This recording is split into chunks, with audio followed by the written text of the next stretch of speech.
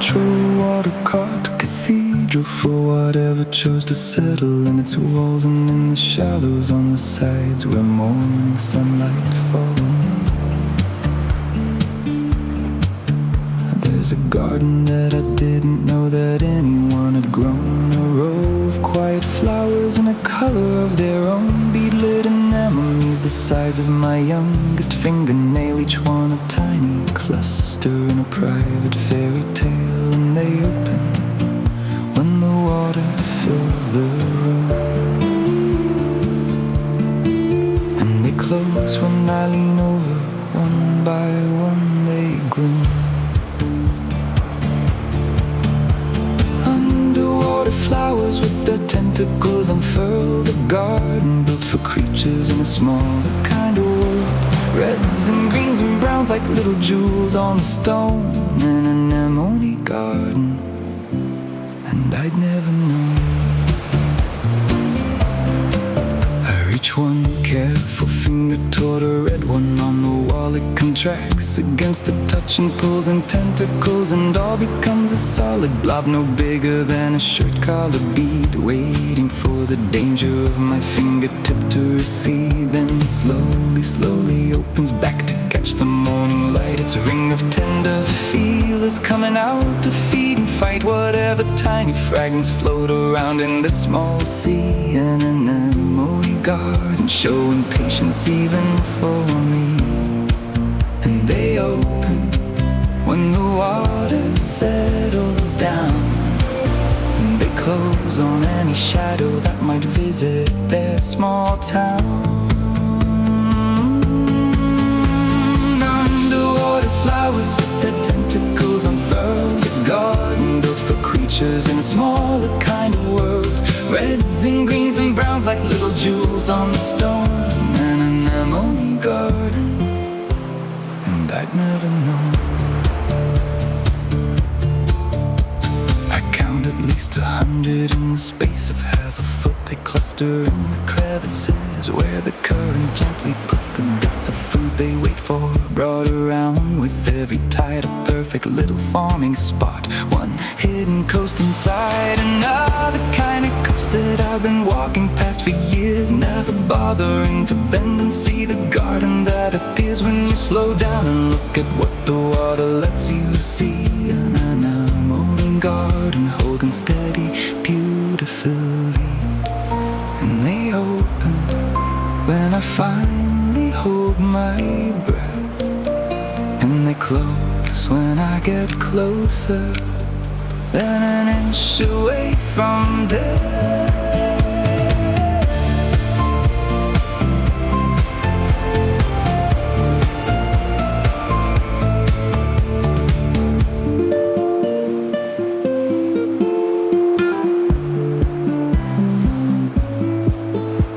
I sit back on my heels and let the pool go still again. Watch the garden come back out, its patient anemone chain reopening in sequence like a slow polite parade. The first one's brave, the shy one's last. An underwater grade of confidence and caution, and eventually the whole small colony is out again. Indifferent to my role as oversized observer of a party, they resume an anemone garden back in full immediate bloom.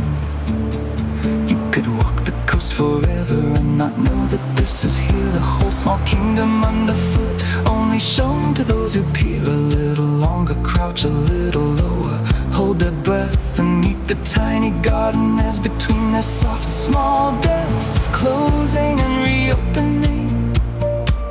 The daily anemone way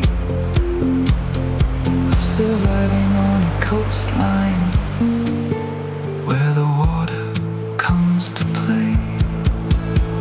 Underwater flowers with the tentacles unfurl, the garden built for creatures in a smaller kind of world.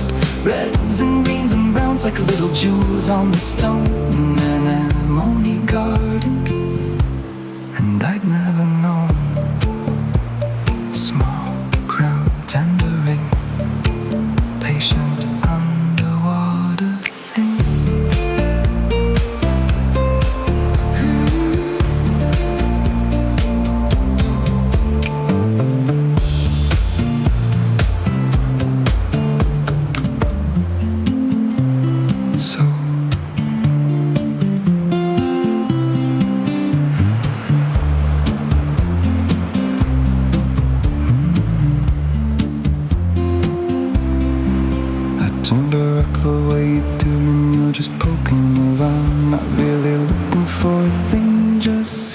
what's around, and there she was, all 5 arms out, an ochre-colored star stuck flat against the underside, like she'd been placed by far more careful hands than mine, arranged with intention there.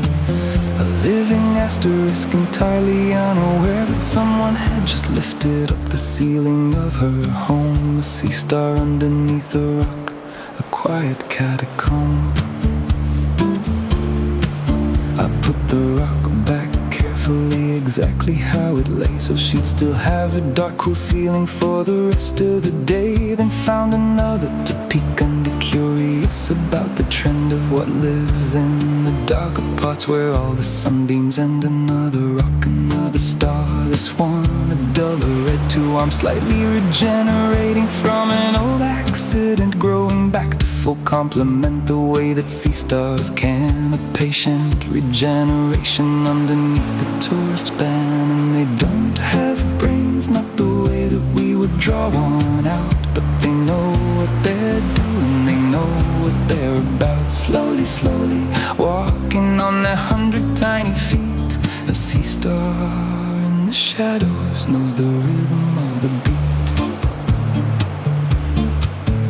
There's a slow time thing they live in that's completely not our own. A day for us is minutes for the pace of a sea stone, and they move a foot an hour if the mood is really pressing. Otherwise they'd rather stay right where they're currently possessing. The perfect little crevice, the exactly shaded spot, the muscle bed they've settled on, the meal they haven't got around to eating yet, but will in their own patient time. A sea star in the shadows, in a rhythm not like mine.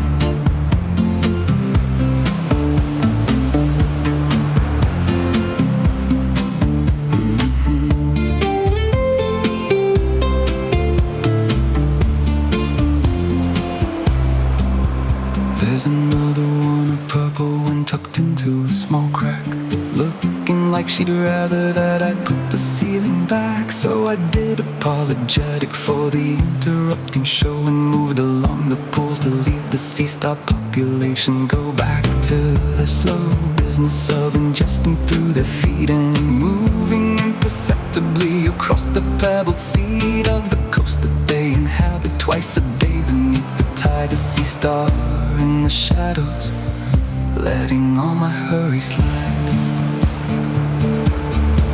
There's a good exchange when animals remind you of a pace that isn't yours, that puts your speed in an embarrassed place. The sea star doesn't check her phone or count the days remaining, just walks a slow star inches and does no complaining. And they don't have brains, not the way that we would draw one out, but they know what they're doing, they know what they're about. Slowly, slowly, walking on their 100 tiny feet. A sea star in the shadows knows the rhythm of the beat. Roof of stone, cool and dark, under everything the stars.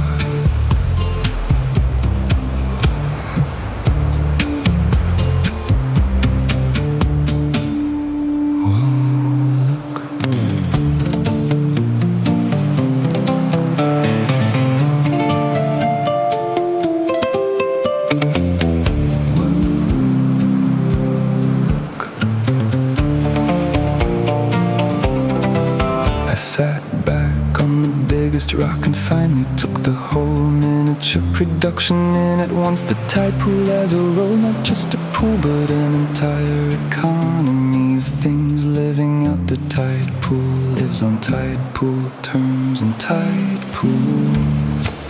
The anemones, the crabs, the stars, the mussels, and beyond the tiny fish that darted through the shallows of the pond. The limpets on the walls, the barnacles, the whelks, the shrimp, a cathedral of small things, and I with permission to glimpse the universe in miniature between 2 ordinary stones.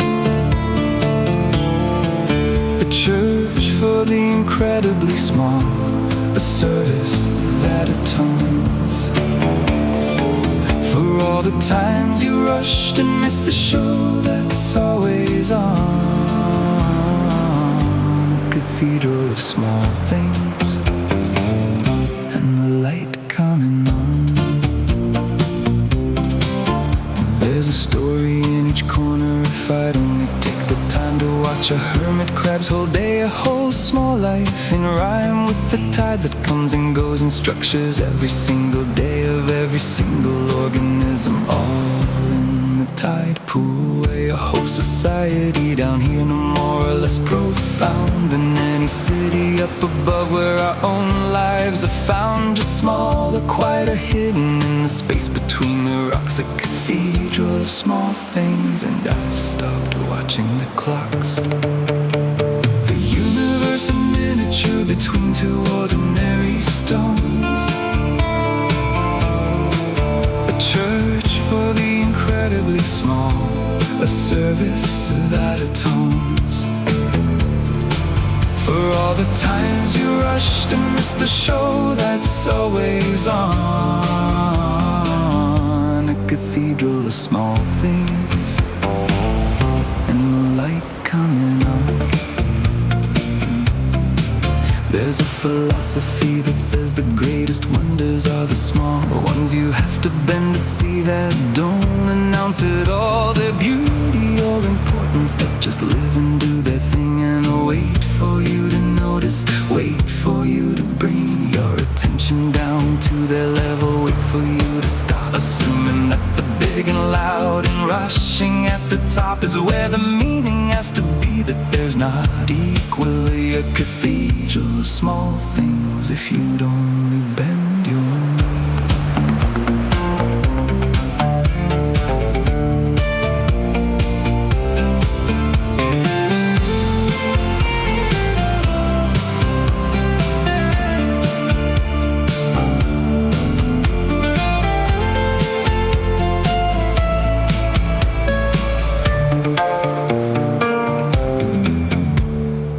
Shifts on the surface and the whole pool changes hue from silver to a rippled gold. The sun is coming through, higher in the sky than when I got here, later than I thought. The morning is a story that the tide pool almost caught me not paying attention to, so wrapped up in the small that I forgot to notice how the morning got so tall. The tide will start returning soon, the show will start to close. A cathedral of small things, and the choir slowly goes.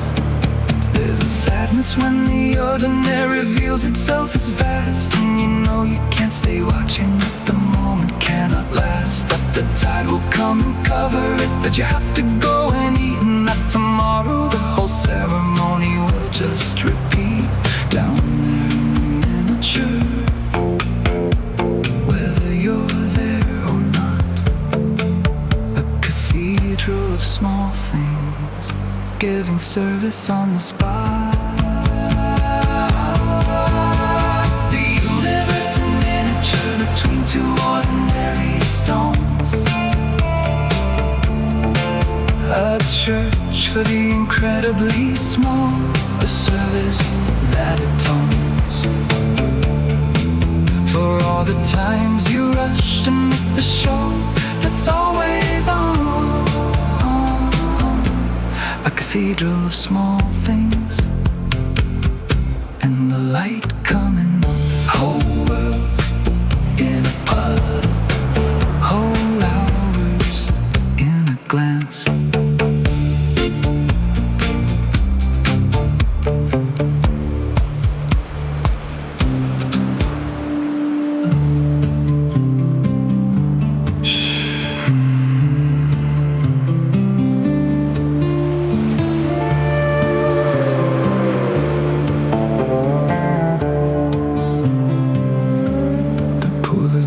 Sunlight now for maybe half an hour, and you can feel the water changing under solar power. No longer cold the way it was when the tide first pulled out. Warming, warming, degree by degree. Without a doubt it'll be almost bath-like by the time the sun peaks high. The tide pool holding heat the way the ocean can't. And I am dipping in a finger just to check the current state. The water warms and the day begins to hesitate.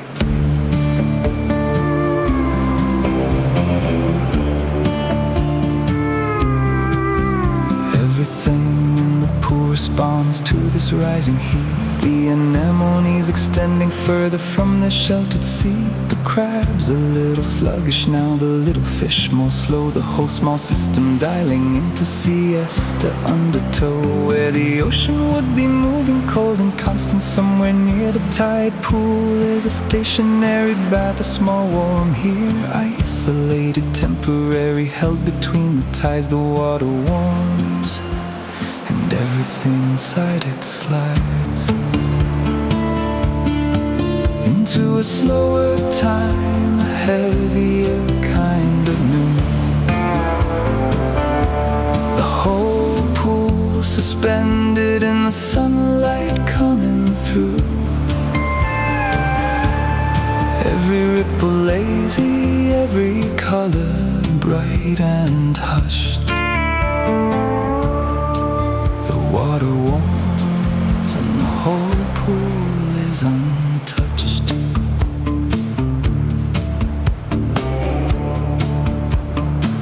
I lie back on the flat rock with my arm across my eyes and listen to the distant surf, the seabirds and the sighs of my own breathing, slowing to the rhythm of the pool. The stillness has now settled into some collective rule that no one shall be hurried, that the noon is just for staying exactly where you are. No rush, no going, and no praying for time to speed itself along. No destination laid, the water warms and every plan I had is being paid.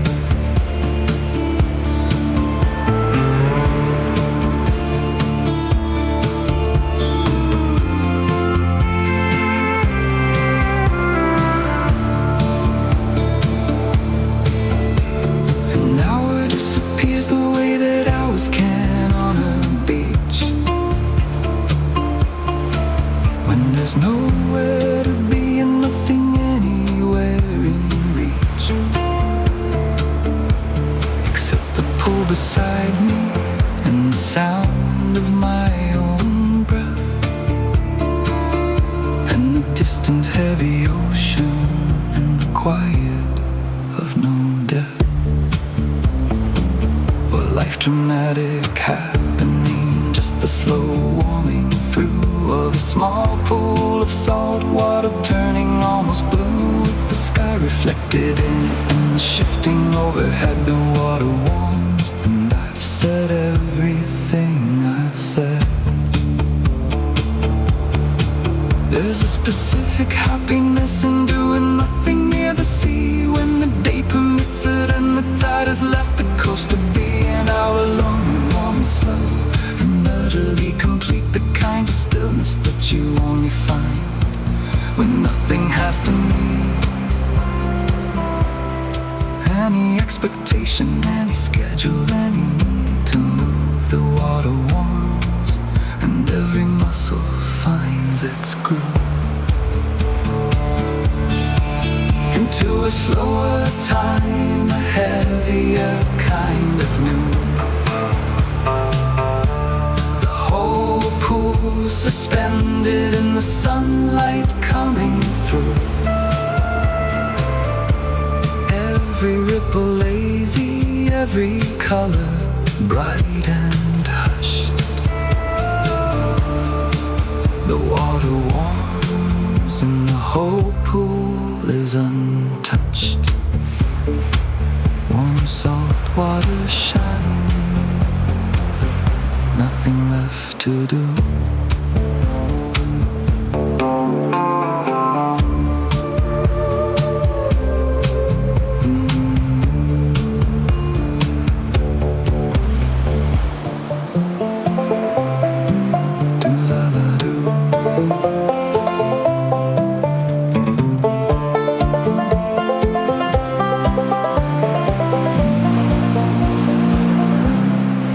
Wave came so quietly I almost didn't see. A gentle sheet of ocean moving where there wasn't sea. For hours now just barely wetting sand that had gone dry. The scout wave of the coming tide reporting from the sky. Colored advancing surface of the great returning blue. The ocean coming home again the way it always do. Filling in the little places I've been walking through all morning. The tide returns and the whole coast is warning that the show is nearly over, that the pool is going home, back into the bigger body where the ocean freely roams. Everything I've watched will disappear beneath the wave. The tide returns and the coast reclaims what it gave.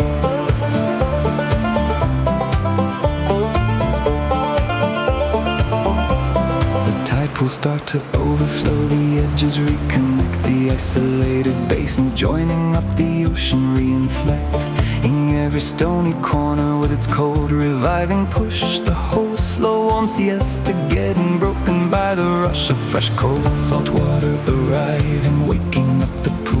The anemones extending in the current, feeding cool instead of warm, and everybody moving with the shift. The tide returns and the whole small kingdom lifts, that the show is nearly over, that the pool is going home, back into the bigger body where the ocean freely roams.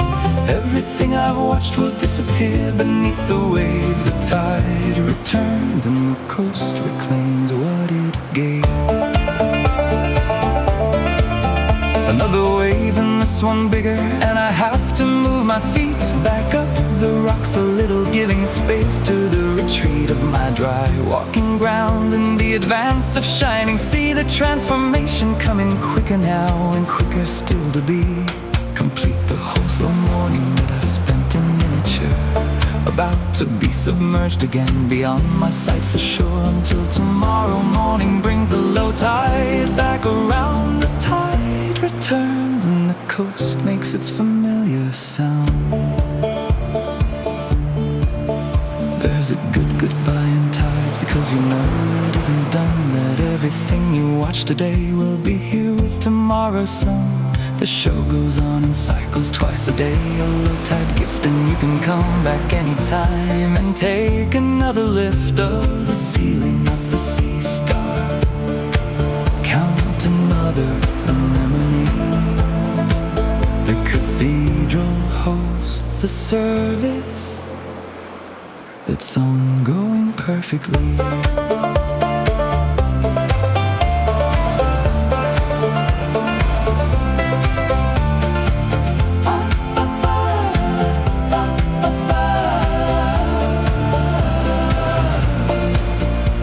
I stand up on the highest rock and watch the water take the corner where the hermit crabs had held their morning wake.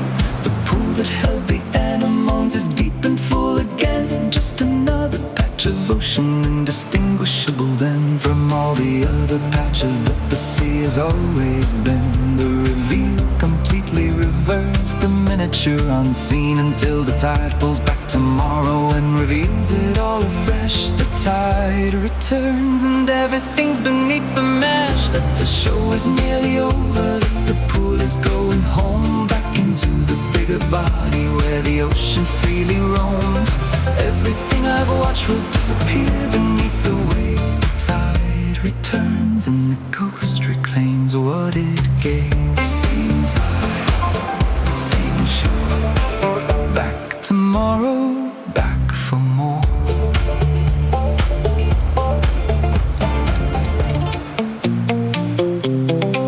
Ba-da-da-da, hey.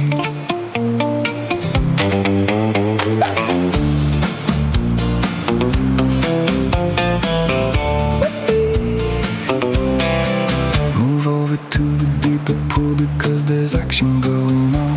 The kind of local business that gets started after dawn. When the water settles down and everybody comes to trade, there's a hermit crab convention in the corner shade. About a dozen of them scuttling from one rock to another, wearing everybody else's old and abandoned mother of a shell they used to live in, borrowed for the trip.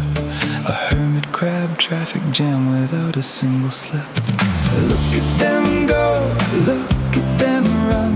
A tiny little rush hour underneath the morning sun. Nobody's got a right away, they just squeeze through. A hermit crab traffic jam, and the intersection's blue.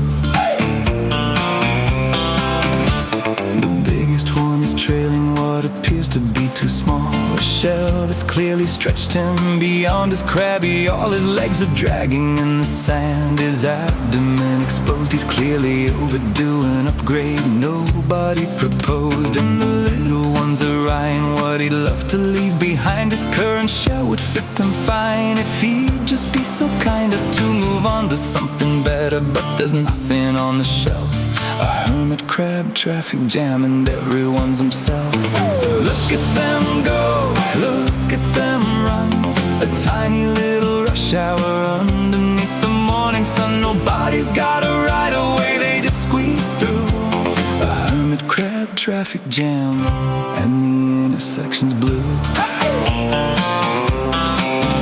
Then a spiral shell washes in and lands beside the crowd. Empty, gorgeous, roomy. You could almost hear the loud collective crab sighs. Gasp of possibility revealed. The biggest one abandons his and sprints across the field. Ditches the old cramped model, bare and pink and quick, and climbs into the new one in a move that's fast and slick. A moving out, a moving in, a hermit crab commute. A hermit crab traffic jam, and the biggest one salutes.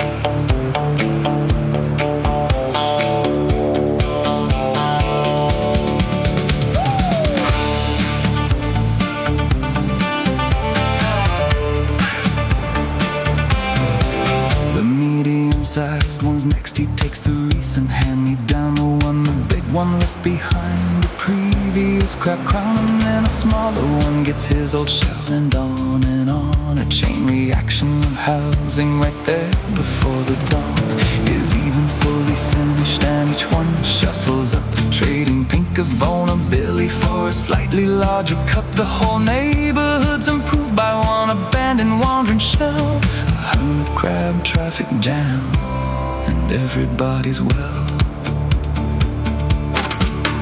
There's a lesson in it somewhere, but I won't be pulling one. Just enjoying watching hermit crab acquisitions in the sun. Somebody moves and everybody moves, and shells find beds. A hermit crab economy alive between the reds and greens of algae growing in the crevices around this little corner of the pool, where all the action's found. Look at them go, look at them run. A tiny little rush hour underneath the morning sun. Nobody's got a right away, they just squeeze through. A hermit crab traffic jam, and the intersection's blue. Somebody's moving on, somebody's moving in. Hey!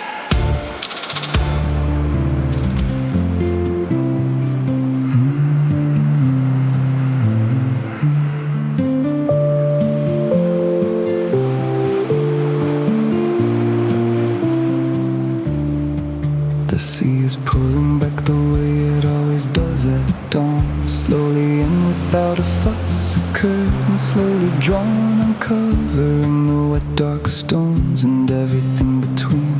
The rocks that spend their afternoons submerged and rarely seen. I've walked this stretch 100 times when tide was high and full. Never knew the second coast existed underneath the pull of morning water going home to somewhere further out. A low tide reveal the world you never think about.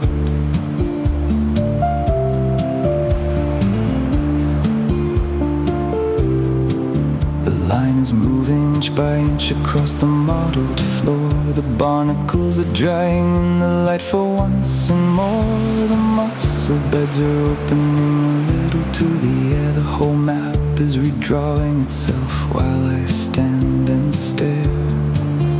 Where an hour back there was ocean, now the shining ground, slick and dark and gleaming with the smallest kind of sound of water finding lower places, slipping down and out. A low tide reveal, the whole world turned about. There's another coast beneath the coast, only shown when the sea decides. When she pulls a heavy blanket back and lets you see what hides underneath the everyday, underneath the wave.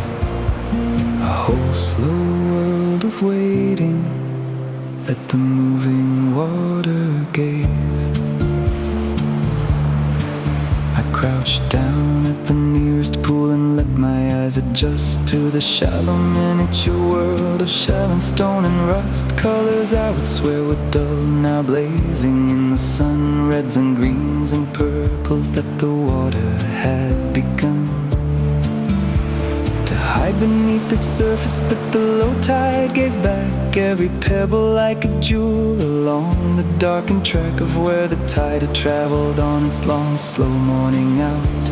A low tide revealing I've forgotten how to doubt. The wind is smaller down here on the rocks below the wall, sheltered by the geography. I hear the ocean call from somewhere further out, quiet now, a distant kind of hush, a whispered version of itself, no longer any rush. And the light comes in sideways off the water still to come, warming up the pebbles and the seaweed one by one, every surface glinting like the world just came about. A low tide reveal and I forget my route. There's another coast beneath the coast, only shown when the sea decides. When she pulls a heavy blanket back and lets you see what hides underneath the everyday, underneath the wave. A whole slow world of waiting that the moving water gave. Twice a day the ocean does this, twice a day it hides again. The window is a few short hours, and only for the patient men who bother to come down and look at what the water shows between the pulling out and coming back. Only the still one knows.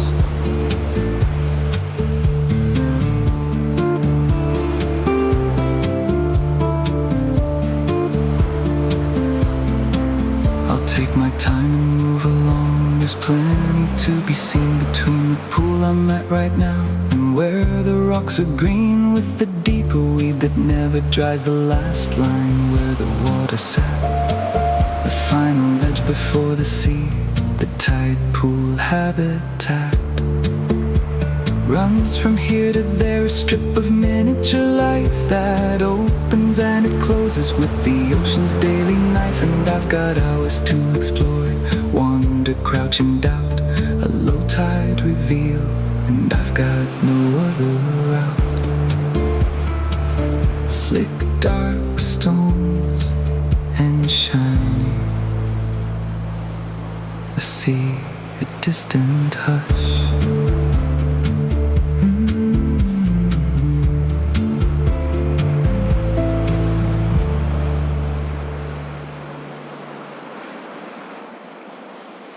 I hope you enjoyed this one. If yes, just hit the subscribe button